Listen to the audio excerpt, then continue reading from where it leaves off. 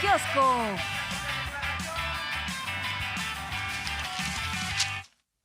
Oye, pues otra vez Guanajuato, otra vez violencia, otra vez homicidios en contra de jóvenes. Ahora en Salvatierra, 10 jóvenes que estaban en una posada, pues llegó un grupo armado y el lamentable saldo es de 10 muertos, pero también hubo un episodio similar en Salamanca, otros 4 muertos, está investigando la Fiscalía del Estado, pero bueno, pues también siempre dicen que investigan, pero al mismo tiempo debemos de comentar que reina la impunidad, que está el mismo fiscal Carlos Amarripa y un problema estructural que hoy el presidente pone el énfasis en ese sentido, ¿no? La descomposición social a partir del consumo de drogas y de todo lo que se está generando con el crimen organizado en Guanajuato.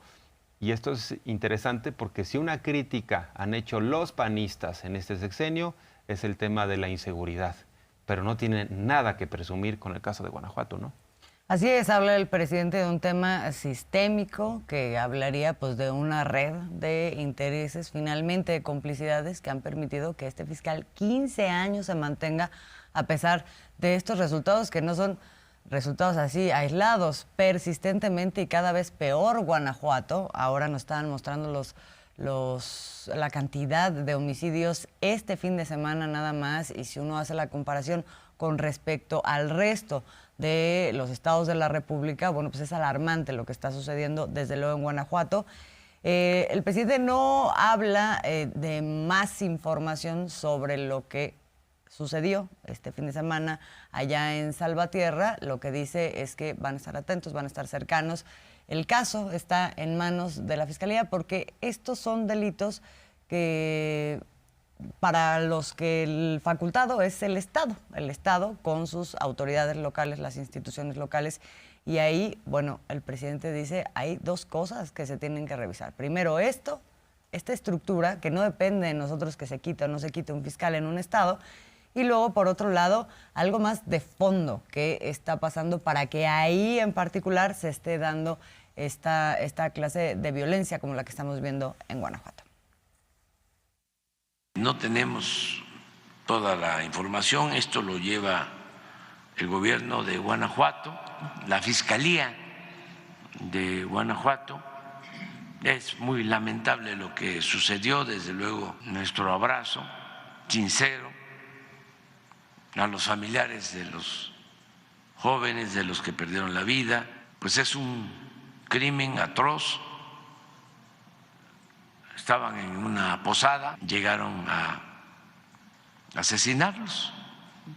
Eso es lo que se conoce hasta ahora. Ya hay algunas hipótesis, pero no podemos adelantar nada. ¿Les ha pedido el gobierno del estado algún tipo de colaboración, la fiscalía?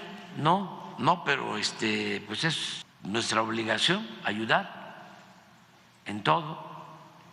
Ellos tienen la investigación. Guanajuato requiere de un trato especial. Ya son varios casos así.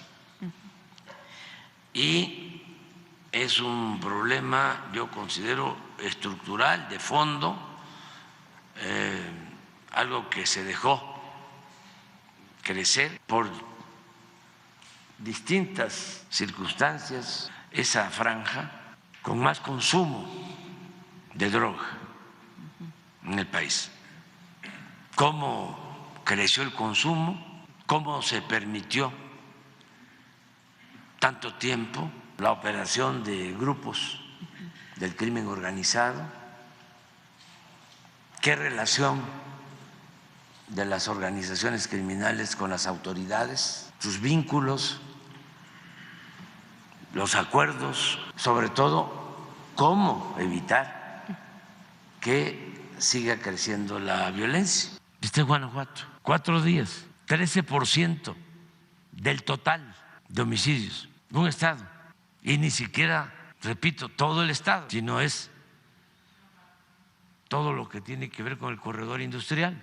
Y por eso también mi insistencia respetuosa en que se cambie al fiscal, que lleva 13 años y tiene una fuerza política descomunal, tiene muchísima protección. Es como si él fuese el gobernador, apoyado por grupos con mucha influencia. Bueno, son estos cotos de poder, estos señores feudales que operan a la vieja usanza. Y a propósito de esta vieja usanza y de instituciones que no se han democratizado y que están muy cuestionadas, sobre todo en esta administración, por lo que hemos visto, pero también desde antes, ¿no? Lo del INE, lo del Tribunal Electoral. Lo que pasa es que validaron en 2006 el fraude electoral, entonces de entrada están marcados por la sospecha. Pero ya en esta administración hay que recordar que en el proceso de 2021, lo hemos comentado, el Tribunal Electoral del Poder Judicial de la Federación le dijo que no a 2 aspirantes de Morena porque supuestamente cometieron el pecado social de subir unos videos en Facebook en donde pues adelantaban que querían ser, ¿no?, los candidatos tanto en Michoacán como en Guerrero. Y dice el presidente, por eso yo no confío en el tribunal. Hay que recordar que en medio de las decisiones recientes, ya Reyes Rodríguez Mondragón no será más a partir del 31 de diciembre el presidente de este tribunal, un magistrado calderonista, trabajó con Felipe Calderón en Los Pinos de entrada. Y ahora también este fin de semana se dio a conocer que será Mónica Soto la próxima presidenta del tribunal. Mónica Soto, pero ya en medio de un montón de señalamientos y de exhibiciones, pues que sí revelan ahí una crisis interna que más que tener que ver con las funciones del Tribunal Electoral, que están relacionadas con la democracia de nuestro país, pues tienen que ver con intereses, ¿no?, personales, de grupito, en fin, de ese... La administración del dinero, ¿no?, de los recursos. De ese conjunto de magistrados que entraron en 2016, ¿no? O sea, desde allá vienen, como dices, hay una parte muy relacionada, todos relacionados con los partidos políticos y con ciertos grupos de poder dentro de los partidos políticos. Uno de esos, el calderonismo, Reyes Rodríguez Mondragón, tiene mucho que ver con eso, pero bueno, ahora quedará Mónica Soto y vamos a ver qué pasa. Le preguntan sobre eso al presidente y él dice, bueno, yo no me quiero meter en eso, nada más decir, yo no les tengo confianza. Y sí recuerda este episodio muy emblemático que tuvo que ver con bajar 2 candidaturas de 2 estados que estaban en juego en 2021. No les tengo confianza. Es como los del Poder Judicial. Este Tribunal Electoral ha hecho cosas completamente antidemocráticas. Ellos lo saben. ¿Cómo voy a olvidar que hace 2, 3 años cancelaron 2 candidaturas sin tener elementos? Los precandidatos demostraron de que no estaban gastando nada, que por eso no comprobaban porque no habían iniciado. Sin embargo, fueron acusados primero al INE. El Consejo del INE los sanciona y creo que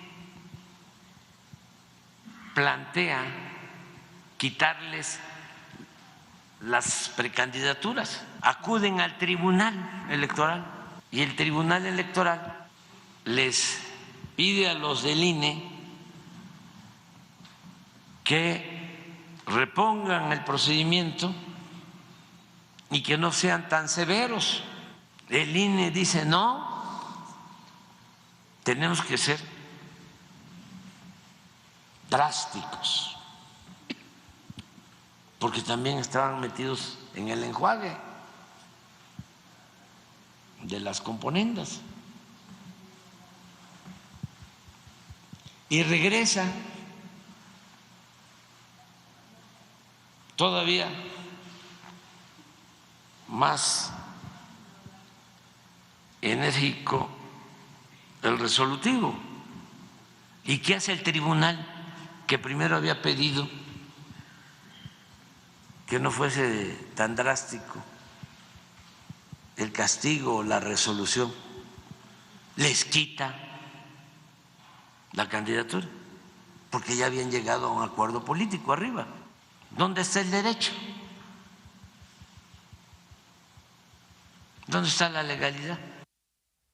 ¿Y dónde está la justicia? Y a propósito de la justicia, otra vez el presidente habla de ministros y ministras que siguen violando la ley. Ahora dio un número actualizado, 700,000 pesos mensuales están ganando.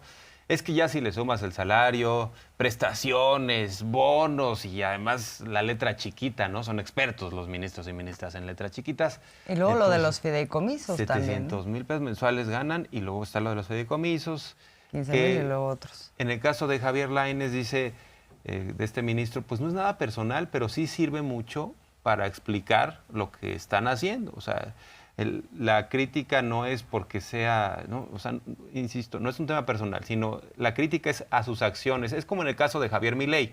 No es un tema personal con Javier Milei, es una manera de mostrarle a la gente, mostrarle a los demás las diferencias, porque mientras en el gobierno federal sí se está aplicando la austeridad republicana, sí se está actuando conforme a la Constitución, los que son garantes, supuestos garantes de la Constitución, están violentando la ley, el artículo 127.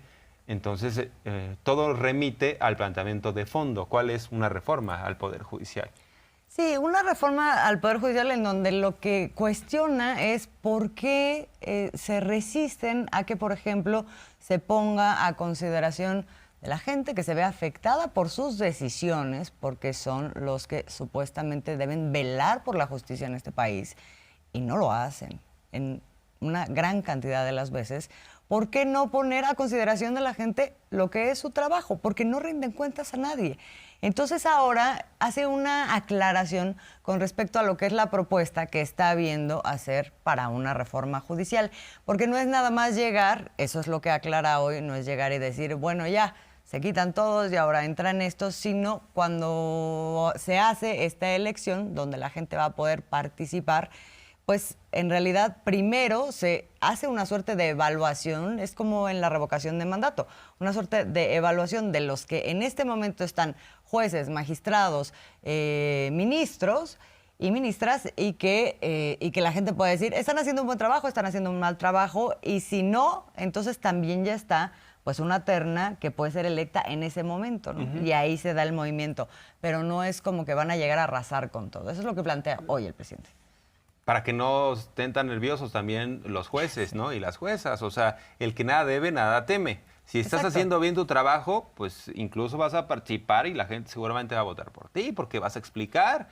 Pero vas a explicar por primera vez lo que estás haciendo. Lo que pasa es que se acostumbraron a no rendirle cuentas absolutamente a nadie más que los que los pusieron, ¿no? O sea, lo harían como cualquier otro servidor público. Así es. ¿Y por qué no? No es Suprema Corte de Justicia, no existe ahí como elemento central la justicia. Si acaso, y eso excepcionalmente, el derecho. Estoy analizando con un grupo que le pedí que me ayudara cómo planteamos lo de la reforma, porque tenemos que resolver la duración, la revocación de mandato.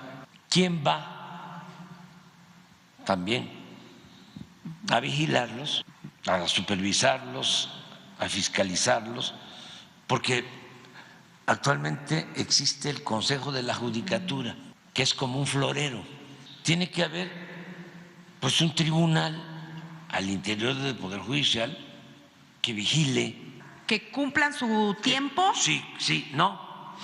Que puedan participar en la elección. Ah, ok. O sea, se establecen las reglas y si están en funciones, sí, nada más que participen como candidatos y que la gente decida si quieren que continúe o no. No es quitarlos, pues, sino que sea el pueblo. ¿Entrarían también en la competencia, digamos? Claro, entran otros, sí, entran otros como candidatos y también los que están. Y el pueblo decide. Este grupo en el que usted se está apoyando. Lo mismo en el caso de jueces, que no manipulen a los jueces. Es decir, ¿ya les van a correr? No. Es que estaba esa duda. Están haciendo un buen trabajo, si son gentes íntegras, profesionales, defensores de la justicia, ellos pueden ser candidatos y puede ser que continúen, pero la gente va a saber también de quienes nada más están para sacar resoluciones en favor de minorías, de la delincuencia, tanto de la delincuencia organizada como de la delincuencia de cuello blanco. Entonces, es saber qué has resuelto. Bueno, y a propósito del INE, anda con la lupa revisando los discursos del presidente Andrés Manuel López Obrador, y hoy el presidente señala que pues le llegó una notificación del INE, ¿no? Sí. Porque Por pues un no les discurso. gustó un discurso que dio en el Estado de México, al cual ya habíamos hecho referencia. El presidente, pues si algo tiene López Obrador es que no es nada tonto, es muy listo, y habló de la importancia de que se vote en favor del presidente o presidenta y también de que se logre una mayoría en el Congreso, pero no habló de un partido político. Entonces los del INE hacen la interpretación y dicen, por favor, eso hay que bajarlo. Bueno, no piden por favor, es una orden. Pero vuelven a cometer, digamos, el error, o, deliberado o no, que ya uno entra en suspicacia, de la vez pasada que habían dicho que había cometido violencia en razón de género y cambiaron sus palabras y ahora también lo hacen cuando dicen bajamos o solicitamos que esto lo baje el presidente porque llamó a votar por Morena. Y dice el presidente, pues, o sea, yo nunca llamé a votar por Morena, lo que dije es cuál era la necesidad para que pudiera haber una reforma relacionada con un proyecto político donde gana el Ejecutivo, tiene que ir acompañado pues con una mayoría calificada. Eso es lo que vuelve a decir, ahorita lo vamos a escuchar, lo del discurso que ahora le están pidiendo que baje. Pero esto es lo que hoy revela el presidente sobre la sanción del INE. Ahora me acaban de sancionar los del INE, que ojalá se ventile, lo voy a ventilar aquí. Vamos a cumplir, ¿eh? Me están pidiendo que yo quite un discurso que di en Almoloya de Juárez hace como una semana, porque hablé de que había que votar no solo por el candidato a la presidencia o candidata a la presidencia, sino también por los legisladores, porque era muy importante tener mayoría en el Congreso, que si el presidente llegaba sin mayoría en el Congreso y si no se tenía mayoría calificada en el Congreso, no se podía llevar a cabo ninguna reforma constitucional, y que eran importantes las reformas constitucionales. ¿Se van a conformar con lo decidido por el INE? Bueno, dije eso y ya me sancionaron. ¿Que por qué, dice la resolución, llamé a votar por Morena? Cuando no es cierto. Sí, porque es mentira. Yo no hablé a favor de que votaran por un candidato o por un partido. No sé de dónde lo sacaron. De todas maneras, ya vamos a quitar de mis redes ese discurso. Es importante que se tome en cuenta que no solo es ganar la presidencia, se tiene también que ganar la mayoría en el Congreso, porque,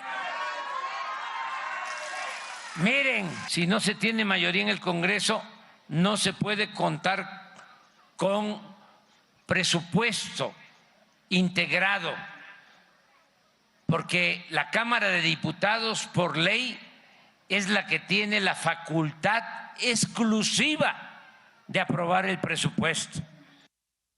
Y luego también hablaba de la mayoría calificada, ¿no? Sí, y fue muy cuidadoso de no mencionar a Morena, y la sanción, por lo que estamos viendo, es que elimine ese video, pero ya sabemos que a los del INE les encanta la censura. Pero bueno, aún así, pues yo creo que las cosas están muy claras, porque de pronto pareciera, ¿no?, que quieren ayudar a ciertos personajes políticos censurando ciertos discursos, pero ya no tiene ningún tipo de efecto. Mejor que circule la democracia, que circule la libertad de expresión, ahí no hay ninguna falta. Pero bien lo dices, es la interpretación y la manipulación. Bueno, ya hasta un directivo lo corrieron en su momento, ¿no? Exacto, porque en el caso manipuló pasado. Y por eso ponemos el palabras. cachito, porque es importante que usted tenga toda la información, porque nomás se dice, dijo esto, pues realmente no fue eso lo que dijo y ya usted lo considerará. Y habló de un tema también el presidente esta mañana relacionado con qué va a pasar con la Guardia Nacional. Recordemos que pues hubo una acción de inconstitucionalidad frente a la propuesta de que quedara la Guardia Nacional bajo el mando de la Secretaría de Defensa Nacional. A partir del 1 de enero entraría en vigor que se tuvieran que separar, pero la semana pasada hubo este acuerdo ahí en el Senado según el cual la Guardia Nacional, los elementos de la Guardia Nacional mantendrían las prerrogativas y prestaciones que tienen desde que están bajo la operación o la coordinación de la Secretaría de Defensa Nacional. Esas los mantendrían y dice el presidente, está bien, o sea, se va a cumplir el 1 de enero con lo que está dispuesto en la Constitución, tiene que haber la separación administrativa, sin embargo, pues la operación está relacionada con la Secretaría de Defensa Nacional y por eso de las prerrogativas. Sí, y en el México kafkiano, los gobernadores de oposición han reconocido a la Guardia Nacional. Por ejemplo, ayer Samuel García, gobernador de Nuevo León, dice, reconozco la Guardia Nacional, reconozco a los militares, lo que se ha hecho. Sin embargo, los partidos políticos opositores son los que votaron en contra de esto y fueron a inconformarse a la Corte. Entonces, la mayoría de la población está apoyando a la Guardia Nacional, a los militares en labores de seguridad pública. Solo son algunos legisladores de oposición que andan en la grilla que pues realmente tomaron esas decisiones que sí, la verdad, complican el panorama. Es encontrar la manera en la cual pues básicamente operen igual las instituciones, pero ya bajo el mando civil. Ahora, no se descarta lo de otra reforma que enviaría el presidente para que ahora sí ya no haya espacio a dudas y sea constitucional que la Guardia Nacional esté bajo el mando militar, ¿no? Sí, el presidente adelanta que va a hacer todo para que esto quede de esta manera y se pueda garantizar el funcionamiento de la Guardia Nacional. Pero bueno, hay un punto y hay un límite en el cual ya no va a quedar en sus manos. Así es. Sí, antes de irse va a lanzar esta nueva iniciativa, pensamos que en el momento en el que cambie el Congreso, porque ahorita no hay condiciones, efectivamente, pues ya con lo que hemos visto y cómo se usa de pronto estas discusiones en el legislativo como moneda de cambio más bien política y de intereses, bueno, pues es probable que esto no salga, a pesar de que cada estado al que va el presidente le agradece, ¿no? Incluyendo Guanajuato, el gobernador panista Diego Sinue también le reconoce las labores del Ejército y de la Guardia Nacional. Nuevo León, Jalisco, en todos lados, pero bueno, ya cuando vemos en el Congreso Movimiento Ciudadano, el PRI, el PAN, siempre dicen no. Así es. Bueno. Pero esto explica sobre cómo va a quedar la operación cuando a partir del 1 de enero entre en vigencia esta separación administrativa que se planteó. Ya se hizo un acuerdo en el Congreso sobre interpretar ese mandato. Usted entonces interpreta que esta es la antesala de que no se va a acatar la resolución de la Corte que mencionaba que a partir del primero. Sí se va a acatar sin ningún problema, sin ningún problema. Y no tenemos nosotros dificultad al interior, porque la Secretaría de la Defensa sigue apoyando a la Guardia Nacional, se siguen manteniendo los mismos procedimientos, disciplina, rangos, y hay con la Secretaría de Seguridad Pública pues una estrecha relación. Yo voy a plantear antes de irme de que la Guardia Nacional pase a formar parte de la Secretaría de la Defensa. Se cumple, pero al interior nosotros tenemos un trabajo que estamos haciendo. Es más, ahora mismo la Secretaría de Seguridad Pública atiende lo de la Guardia, pero las cuestiones operativas están más vinculadas con la Secretaría de la Defensa. Lo que sucedió la semana pasada, ¿usted considera que abre la puerta a que en efecto se apruebe esta reforma constitucional? No. Mientras estén los grupos conservadores con votos para impedir una reforma constitucional, no va a ser posible.